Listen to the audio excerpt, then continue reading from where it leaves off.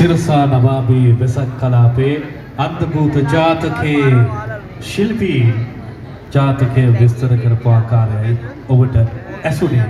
සිරසා නවාබි වෙසක් කලාපයේ තුල ශ්‍රී සර්වඥ ධාතුන් වහන්සේලා සියසින් දැක වැඳ පුදා ගැනීමට ඔබට බහුව අවස්ථාවක් දැන් තිබෙනවා. ඒ වගේම ජීවමාන කේශ ධාතුන් වහන්සේලා මහරහතුන් 13 වහන්සේලා වැඳ පුදා ගැනීමට ඔබට අවස්ථාව තිබෙනවා. ආමිෂයන් ප්‍රතිපත්ති පූජාවන් මේ සිදු කරන දවසේ තෙමඟුල ඇවිල්ලා තියෙන වෙලාවේ බුදුරජාණන් වහන්සේ ලෝකයට ධර්මය දේශනා කරන්නට ධර්මය අවබෝධ කරගත්ත දවස උන්වහන්සේ මේ සංසාරයේ පෙරම් පුරලා දසපාරමිතාවන් පුරලා සිද්ධාර්ථ ලෙස ශාක්‍ය කුලේ උපත ලැබූ දවස.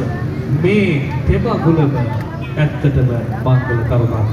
මේ විශ්වයේ සිදුවුණු අසිරිමත් මංගල කරුණ මේ බුදුරජාණන් වහන්සේගේ සිද්ධාර්ථ කුමාරයාගේ උත්පත්තිය, බුදුරජාණන් වහන්සේගේ බුද්ධත්වය, උන්වහන්සේගේ පිරිනිවන් පෑම. එදා සිට උන්වහන්සේ දේශනා කරපු මේ ධර්මය අපිට මනසට ගන්න නම්, ඒ චිත්තය අපට හදා ගන්න නම් අපිට ප්‍රතිපත්ති පූජාව වැදගත් වෙනවා.